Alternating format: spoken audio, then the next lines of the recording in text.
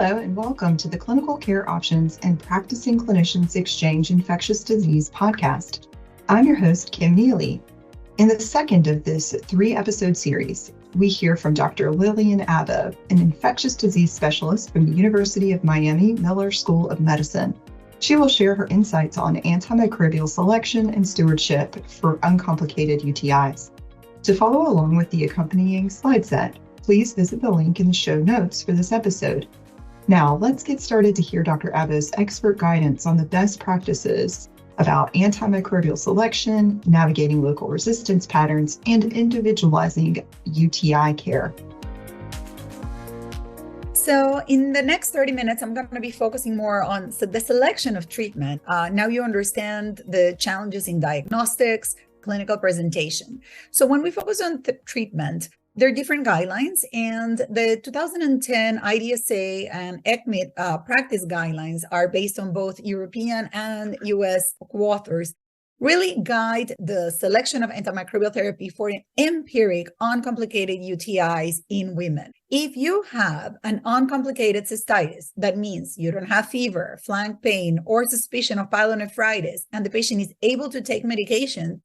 If the patient doesn't have any of these, then you need to consider an alternative diagnosis. If your patient has CVA tenderness or fever and chills, it's more than an uncomplicated UTI. Most likely it could be pyelo or a complicated UTI, and then you need to treat accordingly.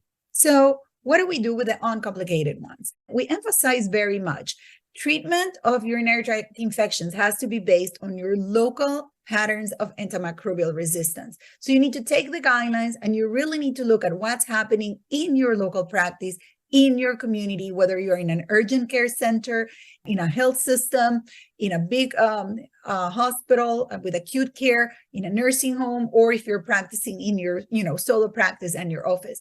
And based on that, where geographically you are, you can determine what will be the best selection. But according to the guidelines, any one of the following antibiotics, based on availability, allergy history, and tolerance, could be considered. So the first one is nitrofurantoin. Nitrofurantoin, the recommendation is 100 milligrams twice a day for 5 days.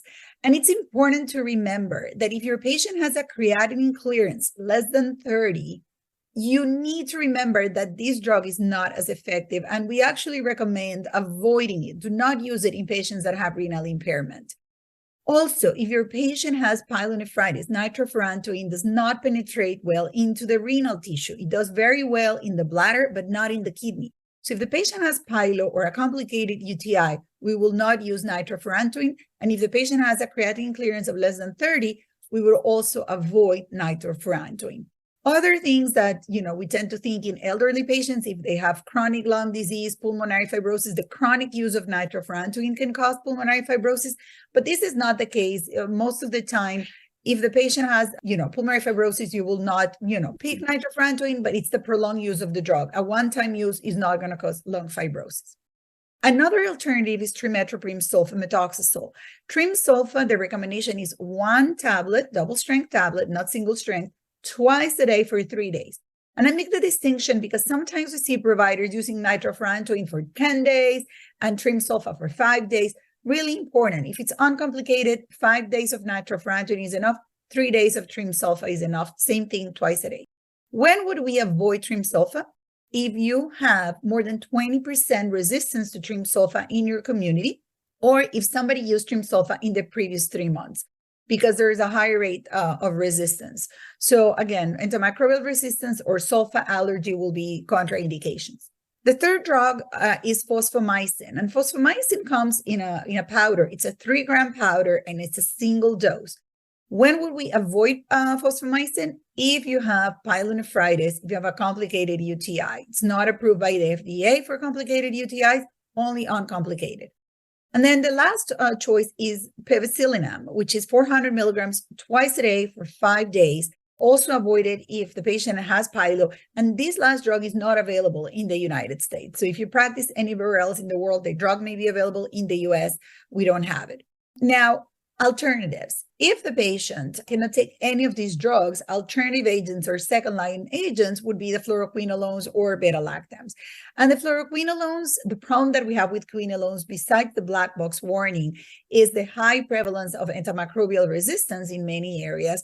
And it's a very broad spectrum antibiotic. So the guidelines have really focused on the stewardship of trying to use narrow agents to, kill the uropathogens and avoid fluoroquinolones that are a broader spectrum agents. The same thing for the beta-lactams. We want to avoid ampicillin or amoxicillin alone as monotherapy. They're least likely to be effective, also very high rates of antimicrobial resistance, and they have lower efficacy than other agents, requires very close follow-up. So again, probably in pregnancies where we have seen some of these drugs used, but you want to make sure that if you're going to be treating a UTI in pregnancy, you want to make sure that it's actually susceptible to the drug that you're prescribing. So that would be very important.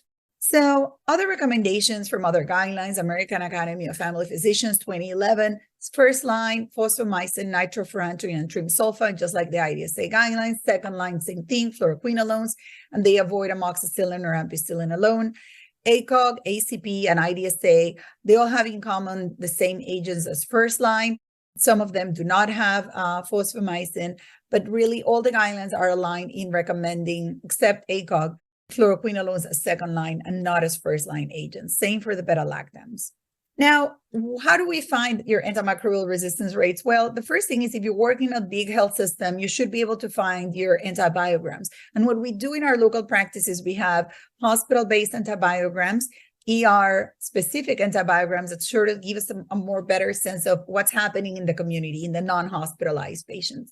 But if you look at this map, this study was done a couple of years ago by the VA, and they looked at over 300,000 E. coli isolates from urine in 127 facilities. And if you look at the geographic distribution overall, the trend was towards increased fluoroquinolone resistance from 37% in some regions to up to 30, 40, and 20% in other areas. When you look at carbapenem resistance, this map, we saw low rates of carbapenem resistance, but that has been trending upwards around the world and in the US.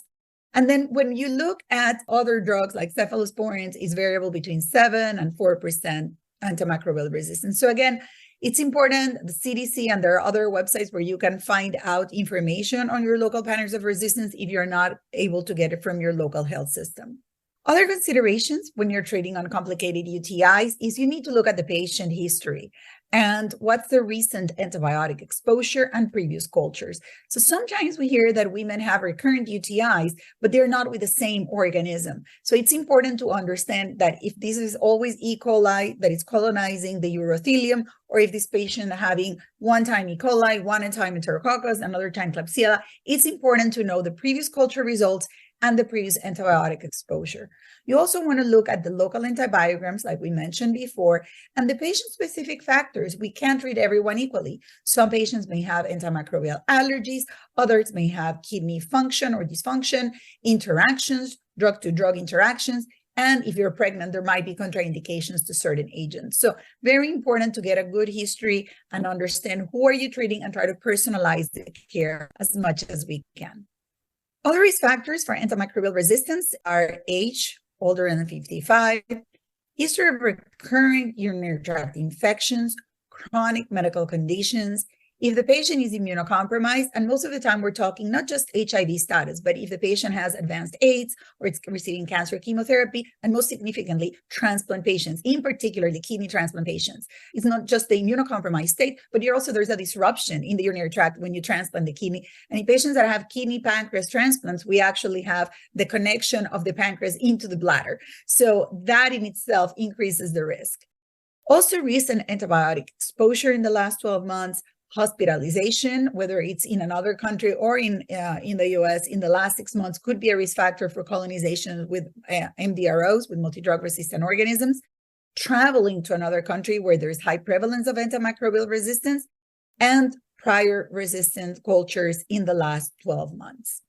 So let's talk a little bit about local antibiograms. And local antibiograms, as we mentioned, can help you when you don't know what you're treating, when you don't have the individual patient susceptibilities, and you want to look at for a broad guidance.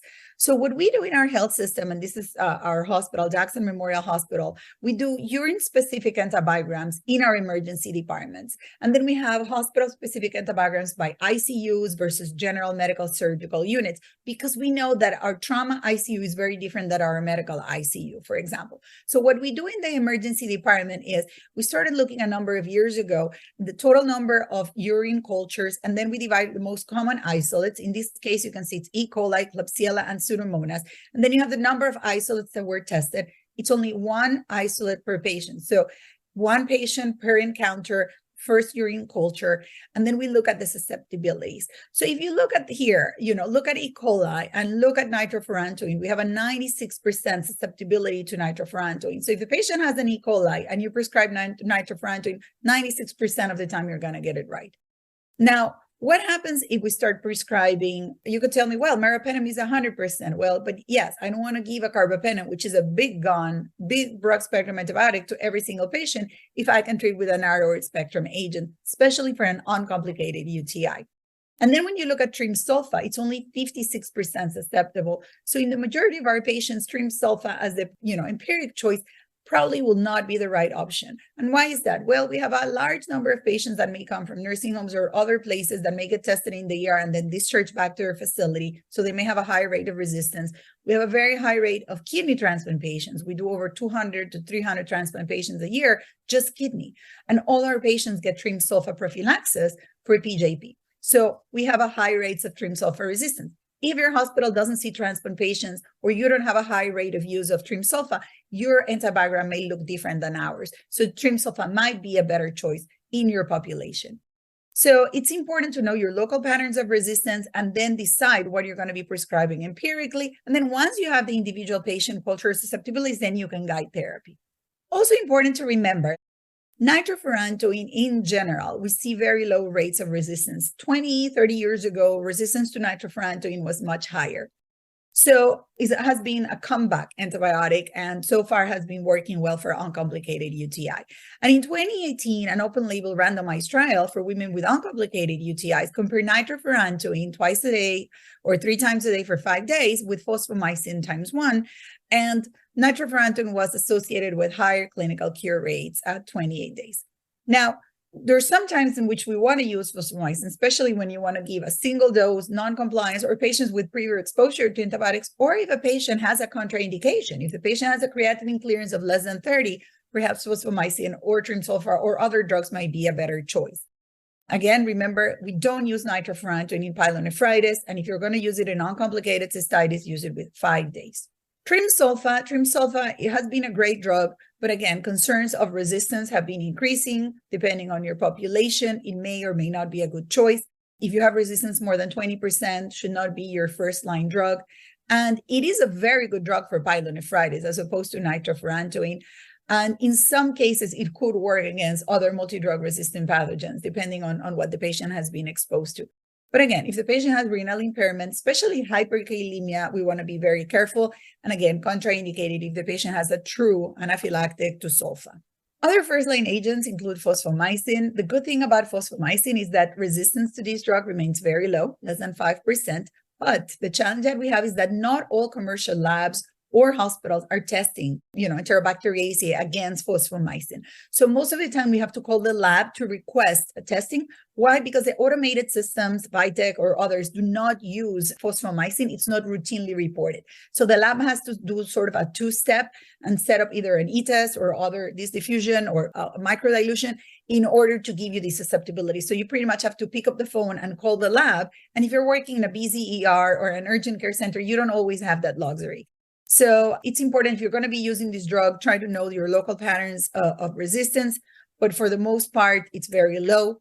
It's very broad spectrum and has excellent penetration into different tissues. And actually, we try to reserve this drug for multi-drug resistant pathogens because it's one of the few oral options that we have left. And again, if we're going to be doing more complicated infections or MDRO, this is off-label, but some people recommend 3 doses every 48 or every 72 hours. That again, this is off-label. The on-label use is a single dose for an uncomplicated UTI. And it's not recommended for pyelonephritis, not FDA approved. although this drug, as I mentioned, has very good tissue penetration, but the FDA, this is what they allow us to explain here. What are the barriers to using fosfomycin? Well, again, it's not always reported in the antibiogram. Also, not all insurance companies cover for it, so you will have to work with a patient insurance, and the copayment may be very high if it's not covered. So I think get familiar with this drug. It's an excellent option. We don't want to burn this antibiotic and use it on everyone as first line. We want to really save it for patients who will benefit from it. Beyond the first line, as we mentioned, we have the second line, which is the penicillinum, not available in the US, and then amoxicillin and ampicillin. Due to high levels of resistance and recurrence rates, we really do not recommend that any longer as first line or second line in any of the guidelines. And if you're going to be treating with these drugs, make sure it's acceptable and you need longer courses, 5 to 7 days. Cephalexin, which is an oral cephalosporin, is also effective for uncomplicated UTIs. The dose is 500 milligrams twice a day, again, 5 to 7 days, usually 7 days, and increased susceptibility in some areas of the United States. So it has been coming back also as an alternative when the organism is resistant to everything else. Also important, in this slide is to remember that cefazolin could be a surrogate for reporting other cephalosporins depending on the MICs. And, for this slide, what I would suggest is talking to your infectious disease physicians. I think most family medicine physicians are not familiar with the breakpoints and the susceptibilities. So I would say you can work in conjunction with your ID experts and then determine, hey, I'm planning to use cefpodoxime or cefuroxime. Can I still use it if your lab is not reporting it as susceptible? Can you use cefazolin? And the answer is, depending on the MIC, yes. For a UTI, you definitely want to see an MIC less than 16 in order to use it. And, that's to predict. As a surrogate for an oral cephalosporin, the same thing, you want to use an MIC less than 16. Next is fluoroquinolones, and the most common ones are used for UTIs are Cipro and levofloxacin. Again, we're seeing resistance up to 30% in many areas of the country. So if you have a resistance of more than 10%, try to avoid it. Again, very broad spectrum antibiotic. Fluoroquinolones have fantastic spectrum of activity and very good tissue penetration. So I usually reserve these drugs for a complicated UTI. If a patient has pyelonephritis and I need a good drug with oral absorption and good tissue penetration, a fluoroquinolone is a better choice. And I try to reserve the uncomplicated UTIs, the other narrower spectrum agents. Remember, there has been reports of tendon ruptures and neuropathy and other CNS effects, including aortic aneurysms and myasthenia gravis with fluoroquinolones. And also, like any broad spectrum antibiotics, you have to think of C. difficile. So again, more invasive infections and not for uncomplicated. So let's talk a little bit about the new investigational agents. So one of the new drugs is gepotidacin. And this drug is, again, there were 2 studies, Eagle 2 and Eagle 3. They were randomized, double-blind, phase 3 trials. And still not FDA approved, but these studies looked at women older than 12 years old with pyuria or bacteriuria with signs and symptoms of uncomplicated UTI. They tested over 1,000 patients with 1,500 milligrams twice a day for 5 days compared to nitrofurantoin for 5 days. And this drug in the Eagle 3 was actually superior in patients that had resistance, and it was not inferior in patients that were susceptible. Okay. So if you have a patient that has resistance, this potentially is a better option. But if it's susceptible, no significant difference. What some of the side effects were more nausea observed with this drug compared to nitrofurantoin, and they had lower rates of adverse events resulting in drug discontinuation. Another option that it may be coming into the market soon is sulopenem probenecid. And this is also a phase 3 trial. The primary endpoint included clinical resolution and microbiological cure. This is the SURE-1 trial. It was randomized, double-blind, phase 3. And they did DOR pulse-ox analysis and looking at the absence of clinical response, complications, or emergence of resistance. And this study was with women older than 18 with a UA positive, with a positive leukocytase trace or evidence of more than 2 white cells in the urine. And they tested 882 patients that were randomized to either sulopenem probenecid twice a day for 5 days, or a fluoroquinolone ciprofloxacin 250 twice a day for 3 days. So in the isolates that were ciprofloxacin susceptible, sulopenem was not inferior to Cipro, but in those that were resistant, it was superior to Cipro. And desirability probability of desired outcome for sulopenem was 50 to 0.7%. So diagnostic stewardship, I think some of the take-home messages we want to emphasize here is only culture when appropriate. And to me, appropriate means only culture if the patient has signs and symptoms of a UTI. And if you're going to collect a sample, collect it appropriately, midstream urine with cleaning of the, urethral meatus. We oftentimes see patients going, to different ERs or urgent care centers, and they just give them a urinal and non-sterile collection. And really, we want to make sure if you're going to collect urine, doing it in the best possible way. And again, only check the urine culture if a patient has symptoms and if there is evidence of pyuria, especially because we see many times people ordering UA urine culture just for anything. People comes with dehydration, let's just get a UA urine culture. Only order cultures if you really need them. Very, very important. Again, if the patient is responding clinically, you don't need to follow up with a urine culture, and don't do screening urine cultures if you're going for pre-op, only if you're getting an invasive GU procedure, and only in pregnancy. Those are the only times in which we test for asymptomatic bacteriuria. Other important points is, we want to make sure that you all come out of this talk today understanding what is antimicrobial stewardship. And antimicrobial stewardship is one of my babies. I have 2 children, but my 3rd child is antimicrobial stewardship. It's really understanding as clinicians when to prescribe antibiotics. It's understanding that you need to use the right drug for the right patient, for the right time, for the right duration, and de-escalate when no longer needed. Anyone can prescribe an antibiotic, but the art and science of medicine is knowing when to prescribe and which antibiotic to prescribe and for how long. Why? Because there are unintended consequences. And yes, you're treating the individual patient, and there are unintended consequences for that individual. For example, C. difficile, adverse drug reactions, adverse events, antimicrobial resistance. And then there are societal adverse effects, which also include antimicrobial resistance, increased length of stay, increased healthcare costs. So only treat when really needed, and always treat with the right duration and the right drug. So we need to develop new drugs. We all get it. Yes, managing UTIs is becoming a little more challenging, but having new drugs without having good ways of preserving them is like giving your alcoholic patient a different type of brandy. So you really need to know what to prescribe and how to prescribe it, okay? Also, understanding that we need to stop using antibiotics in farms and in animals and agriculture, because that is what we're eating. And that's how you're also acquiring, resistant organisms. We have seen chickens fed with hormones and chickens fed with quinolones and other antibiotics, and then women getting multi-drug resistant UTIs.